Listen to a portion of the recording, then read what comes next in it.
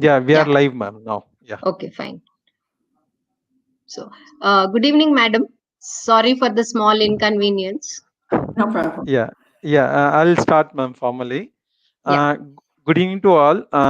Good evening to my Dean, ma'am, Professor Jyoti, and Dr. Meena Andiappan from University of Toronto. And good evening to all of the participants, those who are eagerly waiting since 5 o'clock or 5:15 to attend this free webinar on using archival data in organizational studies. So I welcome Professor Jyoti, ma'am, the current Dean, School of Management Studies, University of Hyderabad, to say a few words about the talk as well as speaker. Then after that, we'll give a small intro about the today's speaker. Then after that, we'll start with the session. Ma'am, over to you, ma'am. Thank you, Dr. Murugan. So, good evening once again to all of you. Madam, please welcome Dr. Meena Andiappan, okay, from Toronto. I think this is the first time that you are interacting with University of Hyderabad School of Management Studies. Yes. So, welcome on behalf of University, School of Management Studies, faculty, students, research scholars, and all the people who are actually participating in this webinar live. I welcome you, ma'am, for this session.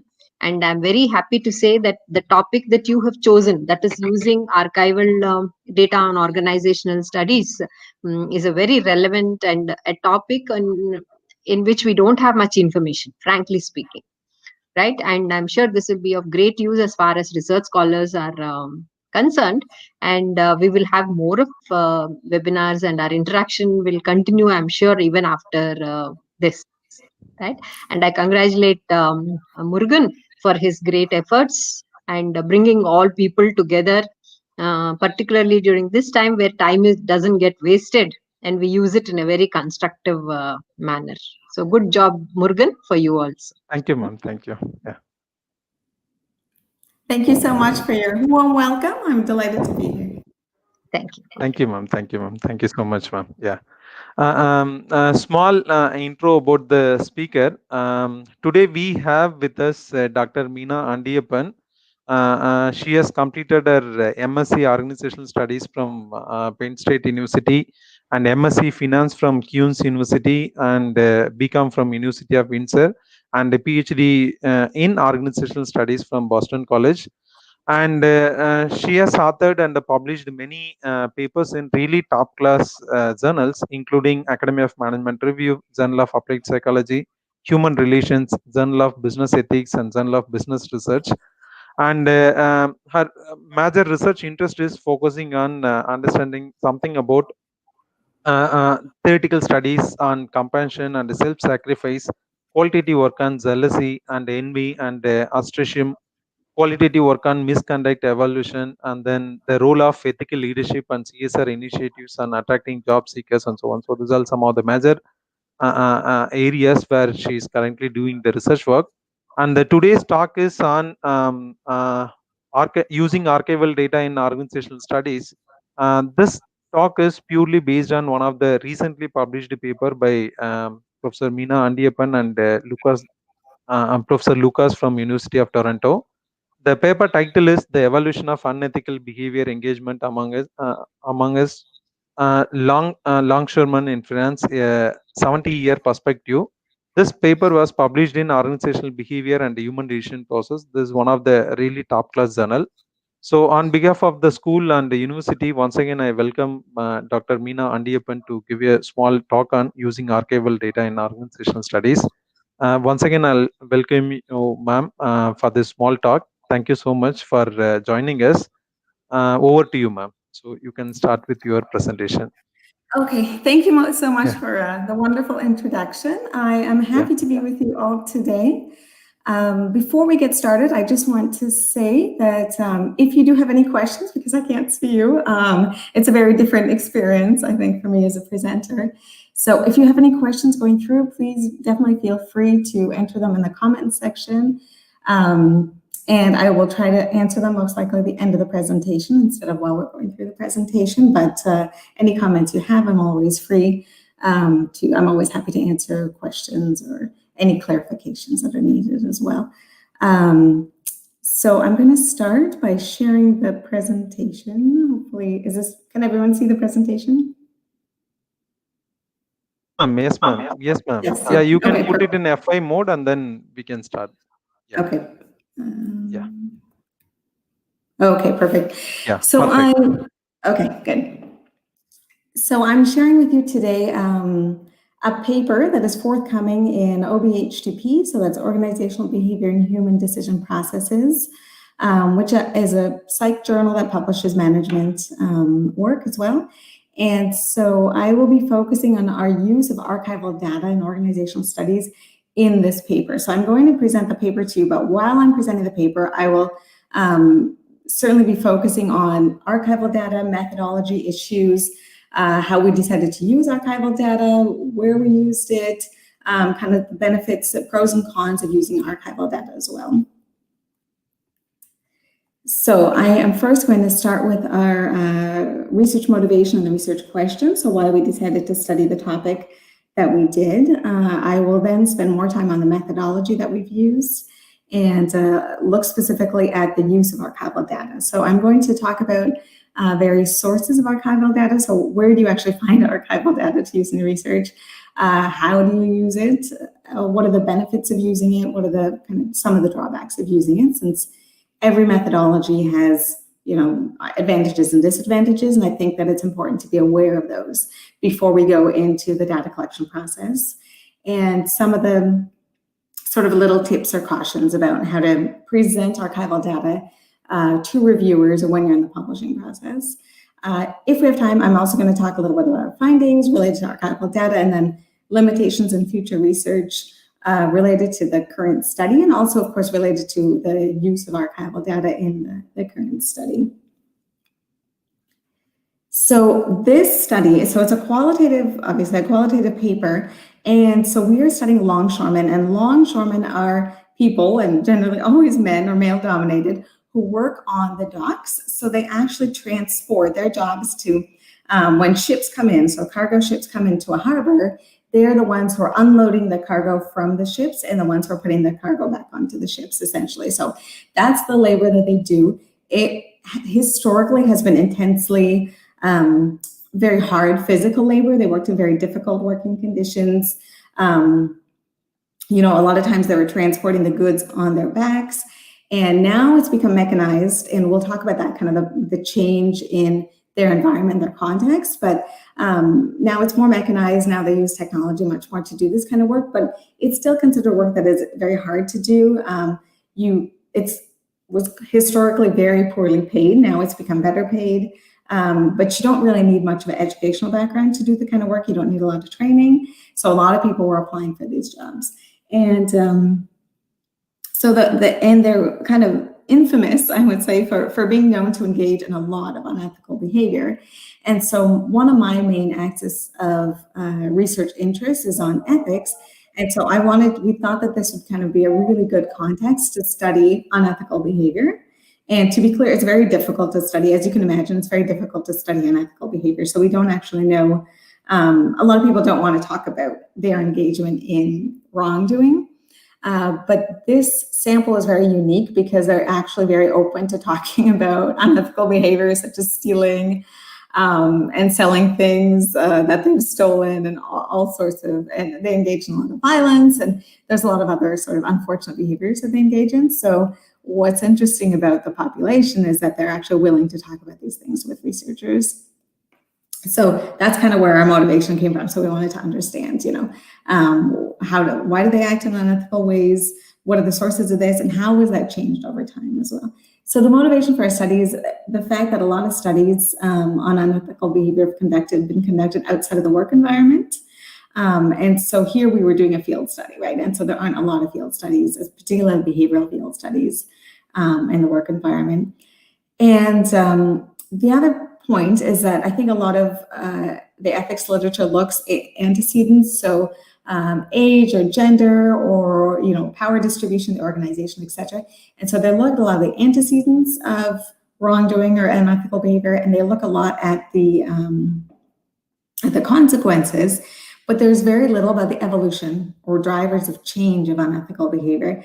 And so what we were interested in is saying, okay, in a given industry, within a given population, we see at one point in time, they engage in certain types of unethical behaviors. For example, we'll see that in the first time period, they engaged in a lot of minor theft. So this is when you're stealing something for your own use. So they were stealing food, they were stealing clothes, things like that, like anything in the cargo that they could steal, they were stealing, but little things.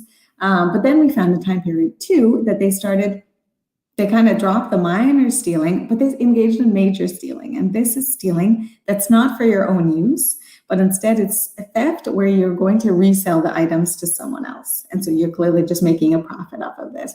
And so we were trying to understand, why did their engagement in unethical behavior change over time? And I think it's important to note that when you're looking at a longitudinal study, particularly when you want to say, how are things changing over periods? So you're looking at evolution. This is the perfect place where you want to start using archival data, because archival data is going to give you a good idea of how changes have taken place over time when you might not have people to interview who have actually lived during those time periods, when you might not have, a live data that you can have essentially. And so archival data in this case works very well.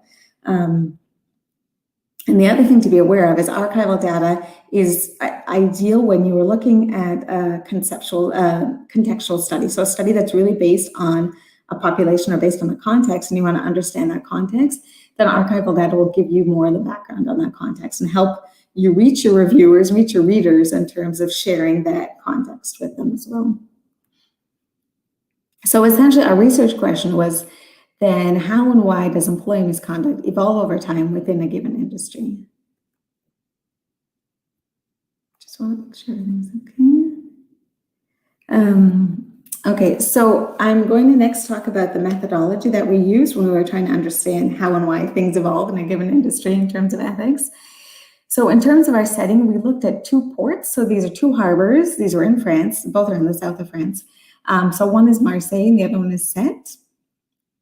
And so we looked at these because we could do, so this is essentially sort of a very in-depth 2 case study analysis. And so Marseille is a really big harbor. Sète is a very small harbor. But they were different enough in terms of sort of the number of ships they brought in and the types of, in terms of the number of the ships they brought in and the number of people employed. But on the other hand, they were very similar in that since they were located in the south, they were both actually carrying the same type of cargo, and they were both welcoming the same types of boats, right? And so essentially, we were able to show that this was different enough that we could generalize from the findings, but similar enough that we could compare the 2 findings, right? And that's what you want to do when you're looking at publishing sort of a study that's looking at sort of in-depth qualitative case study work. So we went in and we did 72 semi-structured interviews. So with longshoremen, we did, so these are the actual people who are doing the transporting the goods. We interviewed 25 active longshoremen, 24 retired longshoremen. In terms of their employers, we interviewed 13 active employers, 3 retired employers. And then for the port officials, so port officials are the ones who are sort of the authority normally on the port. And so they're sort of managing, right, like ethics and things related to regulations on the port. And so we were interviewed 7 active port officials. Unfortunately, we weren't able to access any retired port officials. So to supplement our interviews, and these were about 45 minutes to 1 hour each of the interviews, we also did group interviews. We also did non-direct participant observations. So this is when you're going to observe people doing their work, observe them interacting with one another. But you as a researcher are very unobtrusive at this point, right? So ideally people, you don't really make your presence aware to people. You're not interrupting conversations. You're not asking them any questions. And so the point of doing non-participant observation and non-direct participant observation is that you can get a better, ideally, you're getting a good view of how people and how employees in particular interact with one another and with their environment, with their supervisors, etc., without influencing their environment, right? And so you're not asking about their opinions, you're not introducing any sort of experimental manipulation. Instead, you're just trying to see what's going on in their world, how do they normally operate. And so we did 50 hours of observation. And then we went and we supplemented the interviews and the observation with archival data. And so the archival data, we had 421 sources of archival data. This included 54 peer-reviewed articles, 4 books, 102 historic official documents, 236 newspaper articles, and then 25 videos. So I think there's a couple of things that are important to note here. Before we talk about the archival data, I want to note that if you're going in and you're doing interviews, it's extremely important to understand the role of the influencer, the role of the interviewer in influencing participants. So essentially, you need to make sure that as the interviewer, you're talking to people who are going to be open to talking to you, who are not going to, where the interviews are not going to affect the quality of the data. So for example, in this paper, my co-author is a male and he's French. And so if I didn't conduct the interviews, I did the non-participant observation archival data. However, the reason for that is because this is all male. It's a 100% male environment, and it's a very, very French traditional environment. So if I had gone in as interviewer, I would have been much less likely to have them answer very honestly to me, be open about the issues that we're talking about, and they would have been much more reluctant, right? Whereas in this kind of environment, you want to say that the interviewer is someone who can relate to them as much as possible, and someone who is going to be encouraging the best responses or most open and honest responses from the sample. So I think it's very important to understand kind of how other people are going to perceive you as the researcher, and sort of what are the best ways to reduce the biases that they might have, so that you get the most, the richest and truest to reality data that you can have. So, and ideally you can, address those issues by maybe bringing someone else onto your research team who's going to be able to do that. So that was just, I think, a point about kind of the role of the researcher and how you might influence participants when you're trying to collect data, which is very important, particularly in qualitative data. And the other thing to keep in mind is that we were also studying a very sensitive issue. So if you're studying something like ethics, it's also important to know how people are going to respond to you, right? So a lot of people are not very open to talk about ethics. A lot of people don't feel comfortable with it. They wouldn't want to admit their unethical engagement, etc. So I think that it's important to understand that when you're going into conducting a study. So in terms of the archival data, again, so we use peer review articles. So these are articles that have already been published in all sorts of different sources. And then you're going to go through and look at what can I take out of these articles that's going to supplement my findings, right? You can look at books that other people have published.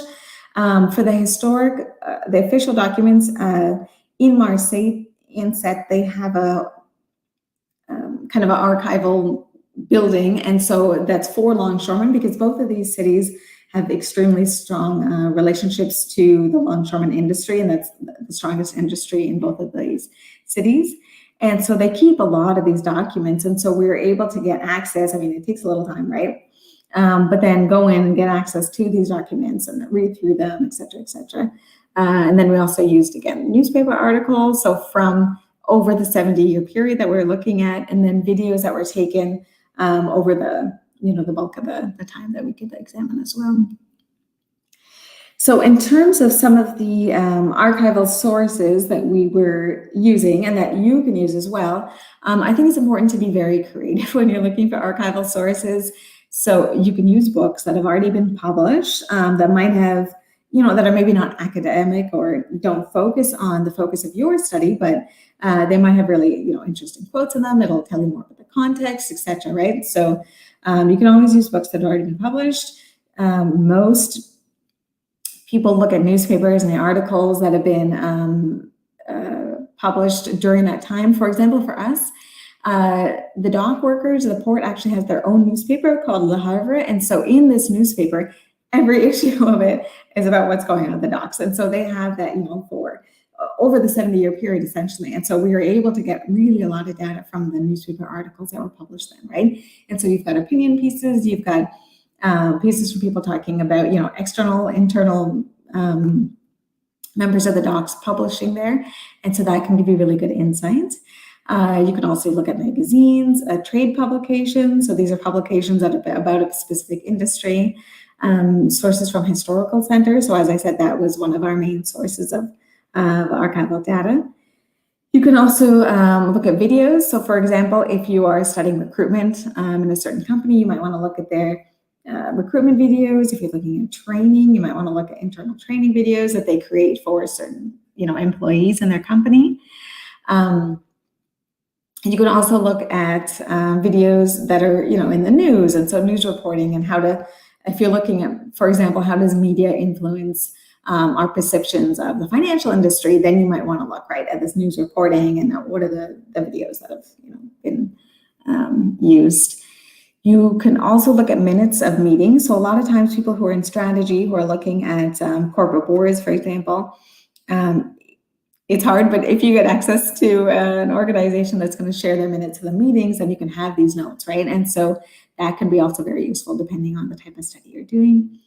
And then lastly, there sometimes are official organizational or government or industry documents, such as ledgers, maybe that the company is going to keep in their records, that you might be able to have access to depending on your relationship with the organization that you're working with, essentially. So there's a lot of different sources of archival data. The availability of these is going to vary highly. Whether or not companies are willing to share some of this data with you also, varies enormously. A lot of sources might have different security issues around them as well. And so I think it's important to be very creative and innovative when you're thinking about where am I going to get these archival sources from. So some will be, obviously easier to access, and some might be a little more tricky to get. So how do we use, so once we figure out the source, once we get some of this archival data, how do we use it? So I think essentially I would say that there are two ways to use archival data. So you're either going to rely solely on the archival data to write your paper. So I think a wonderful example of this is there's a paper in AMJ, so Academy Management Journal, in 2013, it came out by Wright and Zamuto.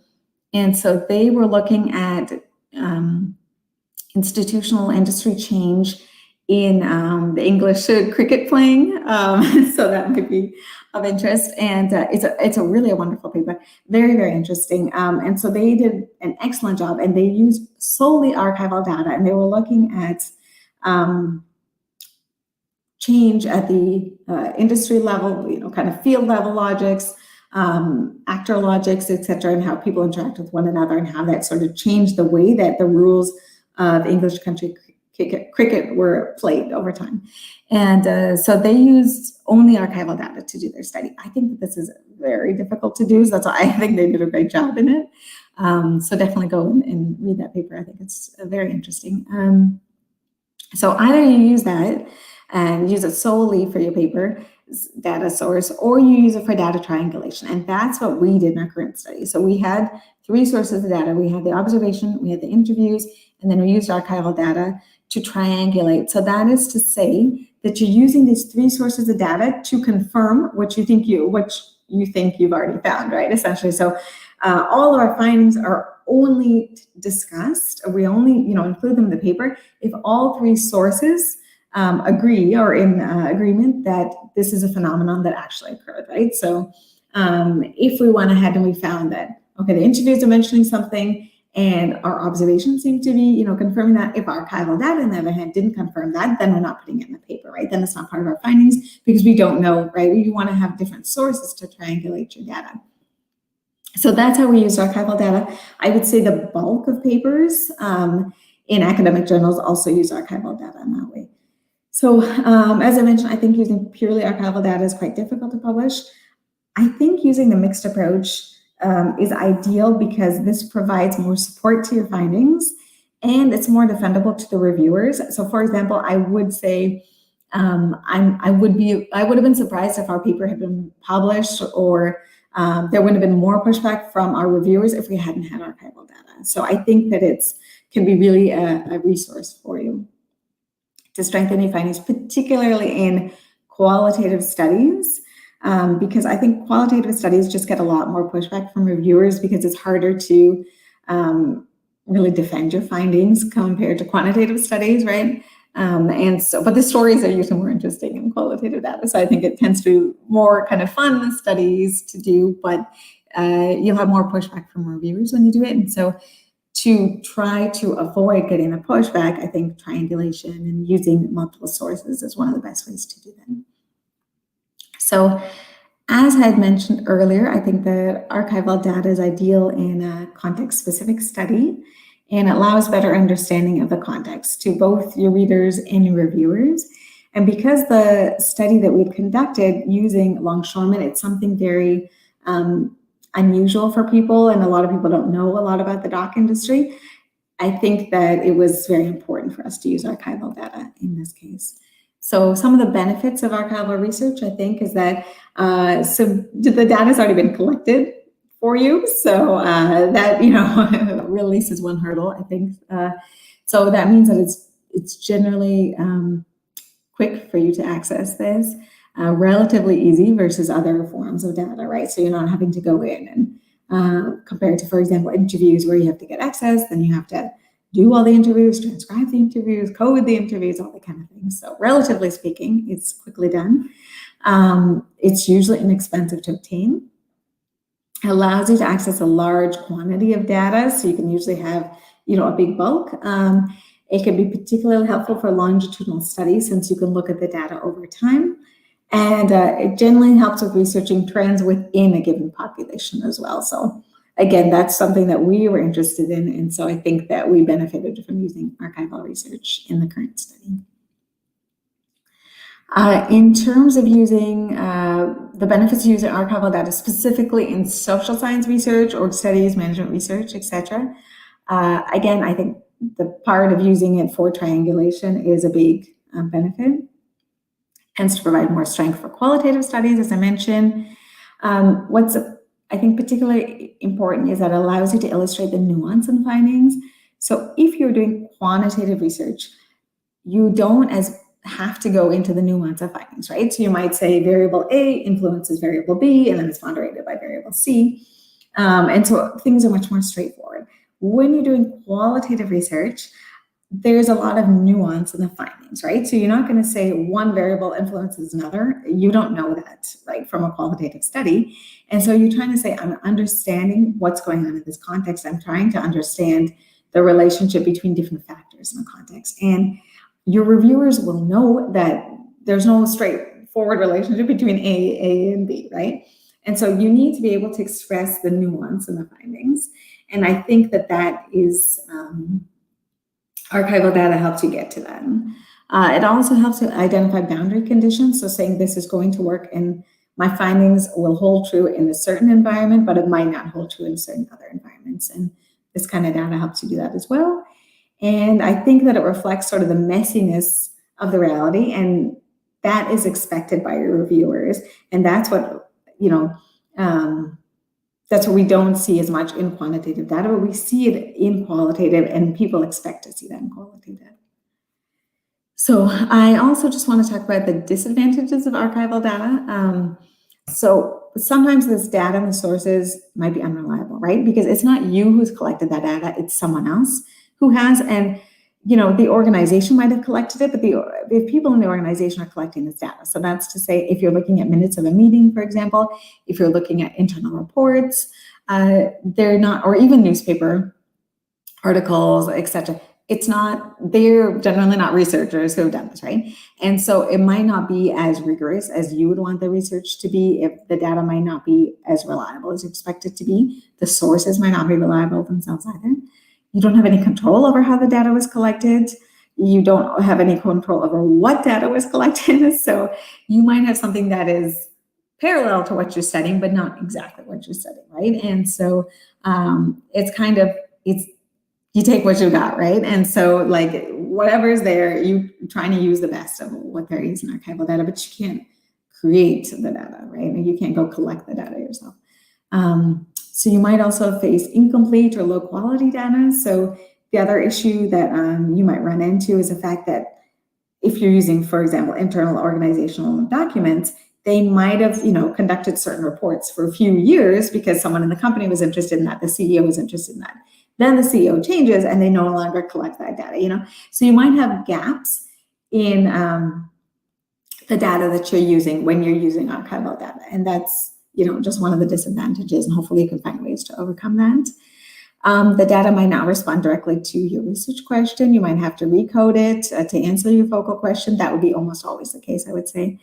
And then this data might not be as rich as other forms of data, for example, compared to interviews. And so that's also something that you need to address, I think, as you move through the study. For example, I'm currently conducting a study with the Army, and so we ended up looking at socialization in the Army and how individuals' identity changes. And so we're not looking at 70 years of data, but we're looking at data over 6 months. So how do people how does their identity change over that time period? And so for that, we also realized that it's good to use archival data. It's good to understand how were the socialization processes, identity changes. How did that happen several years ago versus how does it happen now in the period of 6 months, etc. So I think that it's when you're looking at longitudinal study and when the context is very specific, it's really beneficial to have archival data. The last thing I would say, so I know we're running out of time, is that when you are, so this might seem like a lot of work, but when you're collecting qualitative data, keep in mind that if you do a good job, you can usually get so much data that you can do more than one paper out of it. So obviously this paper that we did focused on unethical behavior. We published it at OBHDP, so we are very happy about that. But also in that data, so obviously not using the exact same quotes and things like that, but during that data collection, one of the other focuses we had was in identity change. And so now we're currently working on another paper from the same data collection. So we're also able to use, archival sources, some of the same ones, and some of the content of the interviews that weren't used in the current paper I'm telling you about, to study how their identity has changed over time, particularly over the 70-year period. And so my point is that when you go into a data collection, don't just focus on one specific issue. If you can, try to make the questions broad so that you can maybe later on get other ideas and see how you can kind of splice up the data so that you can get different papers out of it as well. So I am going to stop there for the moment because I know that we might be a little bit tight on time. And I'm also going to see if there are, so sorry, I know that I kind of started the paper and then I got into the archival studies, but I think that you also, sorry, if you're interested in the paper, please feel free to go to OBHDP, just type in the title of the paper and you'll be able to see it. It's already online, it's not in print yet. It's going to be part of a special issue that's on behavioral ethics in the field. And so that will be coming out shortly as well. So if you're interested in the study, I hope you are, or at least this gave some interest in the study, please feel free to read it. And, but otherwise, I'm going to take the time now maybe to go through some of the questions. Yeah, one of the question is, yes. Are secondary and archival data same or synonymous? So this is one of the questions. Similar to this question, again, there is another question. Differences between archival data and metadata. These are the two questions I could see here. Okay, so in terms of archival data, I haven't worked with metadata personally. So archival data is sort of this overarching term, I would say, right? And so you can include metadata in there as well. I would say it's one type, depending on when the data was collected, etc. But essentially, we're talking about data that has been collected by someone else and that you are using for your own purposes, essentially, right? So it's a very broad term, I would say. And most metadata would fall under that as well. In terms of secondary archival data, so primary data is data that you're, again, going out and collecting yourself. You might be interviewing the people, you might be conducting a survey or a questionnaire, doing this kind of work. Secondary data, some of it can be archival data, some of it is not archival data, but in this case, most of the work that we were doing and what we were using was entirely secondary data in terms of our archival research, right? But then the interviews and the observation was primary data that we collected.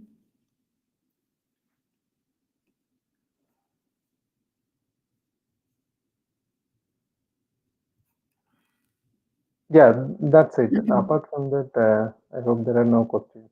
Okay. Okay. Then I think, is there anything else you would like me to address? Yeah, if there are any other questions, probably participant can post it on the comments window so that you can also. Yeah, one more question is in mixed methods or triangulation of methodology, the archival data is used as a qualitative part. I hope you can Yes. also see the So, comment. Vijay right. Kumar P. Yeah, I can Yeah. see that on the side. So yes, all the three components in our current study were qualitative data. So interviews are qualitative, observation is qualitative, ethnography, for example, if you do that, is qualitative, and the archival data is as well. You could technically use archival data as empirical, for example, if you're going through and looking at so a lot of companies do internal surveys, right? So then if you access that data, that would be archival data, right?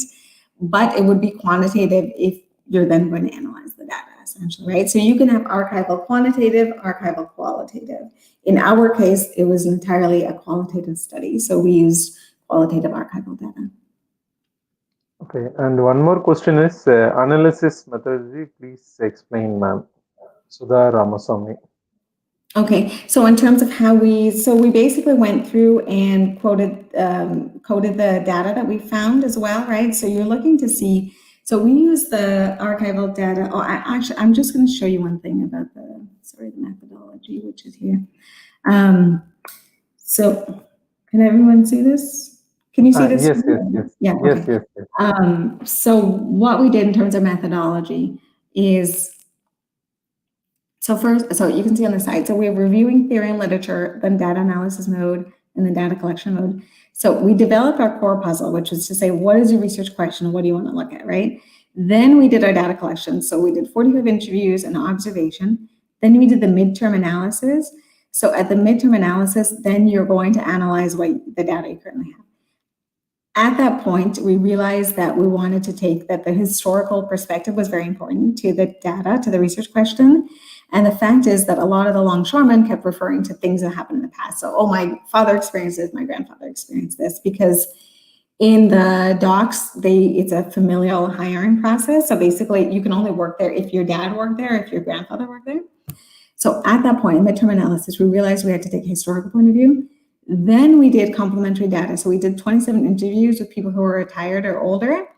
At the same time, that's when we collected our archival data. So we had 421 records of archival data. So that's when, so for us, we use this as complementary data. So in terms of the analysis, we were saying, okay, we already have all of these kind of findings or ideas from our interviews and our observation. So does the archival data confirm or disconfirm things? So that's how we used it essentially. And so when it was confirming the findings, so that's how we did the analysis to say, okay, we're looking at these, 10 specific findings. Does it confirm? Is it confirmed or not confirmed, either in newspapers or videos or magazines, et cetera, et cetera. So that's sort of how we did the analysis. And then we coded also for the things that were in that, right? And then you're doing this comparison of, okay, does it confirm or doesn't it confirm what the interviews and observations had told us. So I hope that answers the question. So after that, we did our preliminary analysis with all this data. We did group interviews as well. So the group interviews was to have someone from each of the time periods together to see if they confirmed the findings. Then we did formal analysis. We also got expert feedback. So we got feedback from a historian who specialized in longshoremen and from a sociologist, yes, historian, sociologist for this. And so they confirmed what we'd found, and then we went back to the literature in terms of using the theories, et cetera. So we ended up using strain theory and social control theory and things like that. So that's how we did the analysis.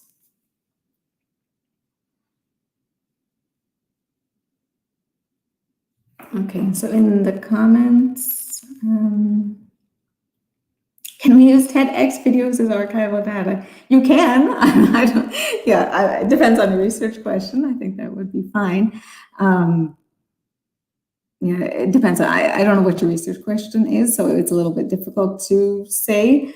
I would be wary of using only one source of data, though. I think that you often want to be able to complement that with other sources of data, particularly when there are videos, unless you're talking about something like, how do people present their ideas or something like that, where you really just focus on presentation, because TEDx is it's like a very polished version of the person's idea or themselves. So I think it depends.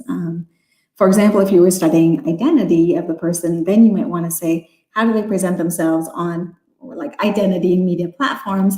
Then you might say, how do they present themselves on Twitter versus, TEDx versus their personal website and blah, blah, blah, right? And then you can do some kind of comparison. But again, it depends on the question. Do we have to mention the duration of observation, especially if the study is a short one? I don't know how short you mean by short, but I would always mention the duration of the observation, even if you don't mention it in the study when it's published. I would say that reviewers will always ask you that, right? Because there's a difference between a 5-minute observation and 50 hours of observation. So I think that if you want to use that as a good source of data collection or a good source of triangulation, it's important to do several hours at least of observation. So normally, I think the point is you would mention it because it should be a strength of your study, right? If archival data is not reliable, how can we ensure the reliability of the results? So that's why I agree with this question. I mean, to your point, I think that it's very important that you triangulate data.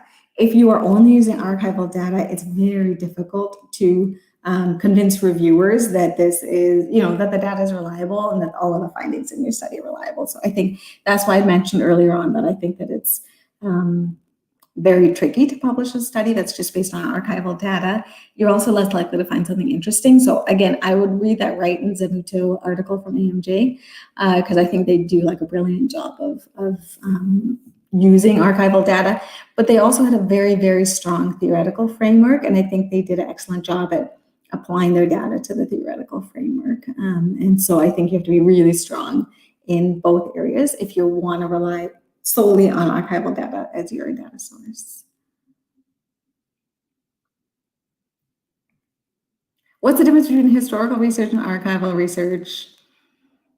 I don't know. In management studies, I wouldn't say there's much of a difference. I'm sure historians will have a different answer for you.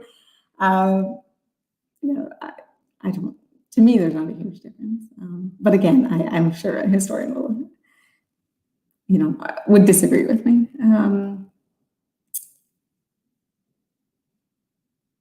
Sorry.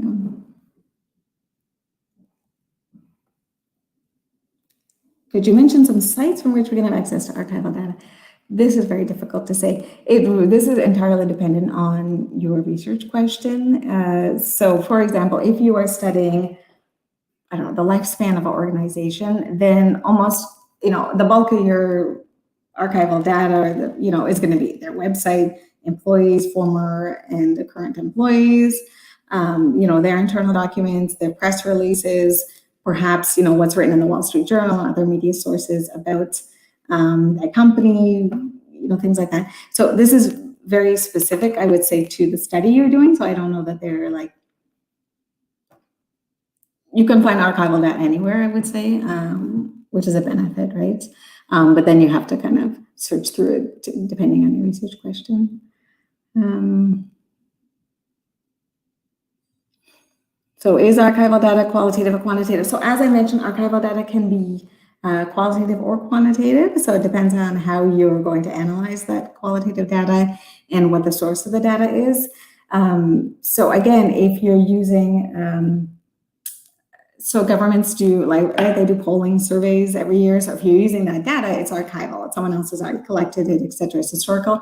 But then if you're analyzing parts of that data, doing statistical analysis, it's going to be quantitative. If instead some of the data from, I don't know, the polling has been phone polling and they're typing up the comments that people have and you're reading those comments and you're coding those comments, then it's going to be qualitative data, right? So you can have both.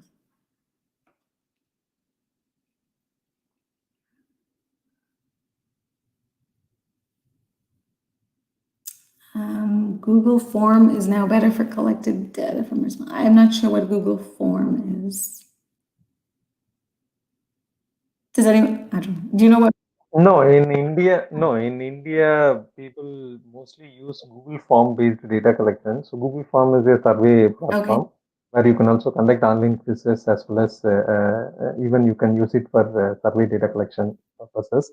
But my recommendation would be don't use Google Form for collecting your survey data because in most of the top tier journals, they are not accepting the data that is collected using Google Form.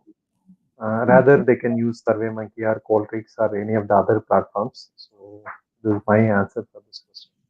Okay. So, Google Form is freely coming from Google products. So, that is one of the free platform that is available in Gmail. I see. So, anybody can use it. Qualtrics, or why don't they accept it? It's not as good as Qualtrics? No, Qualtrics and SurveyMonkey, they can use it. But here the issue is in most of the universities, we don't have the subscription to Qualtrics as well as SurveyMonkey. So that's the issue. So personally, we have to make the payment and then we can make use of all those platforms. So that's how even one of my scholars is also conducting the study by getting the individual subscription for 1 month. Okay. Yeah. Good. And yeah, I think if there are no questions, yeah, do you want to say something about your study outcome or shall we wind up? I think we're going to wind up. I'll leave you to perhaps go read the paper to find out. Yeah, that is better. That is better. Yeah. It's actually, yeah, so I think it'll be nice if you like to read it. If there's any other questions, etc., that come up, you can feel free to ask your professor, or email me as well if you want as well. So I hope this was daily stock market prices for analysis. I guess. I mean, I don't think if you're doing, my background's in finance and I do work with some people in finance, where we use daily stock market prices for event study analyses. And I feel like in finance, I don't really care if it's archival or not archival or anything else. So I think you'd be fine doing that. So I want to say thank you so much. I hope the presentation was helpful. Thank you for the kind comments as well. And I wish you the best of luck in pursuing research, ideally qualitative research using archival data. I hope this was helpful to you. And I hope to see you again. Thank you, Meena. On behalf of School of Management Studies and University of Hyderabad, it's my sincere gratitude to, say thanks to you. And within a short notice, I think last week only we have started something, and we had, really limited conversation. In terms of arranging this talk. So thank you so much. So the paper. Citation is available in the YouTube description page. So you can also copy paste the title of the paper in Google so that you'll be able to locate the paper. So thanks to all the participants and thanks to my Dean ma'am and the university authorities for permitting me to organize this free webinar to the research community in terms of opening their eyes towards understanding something on archival data and organizational studies. So once again, on behalf of my university and the School of Management Studies, thank you so much, Meena, for accepting this invitation and enlightening us with the help of your published reference-based talk. So thank you so much once again. Thank you.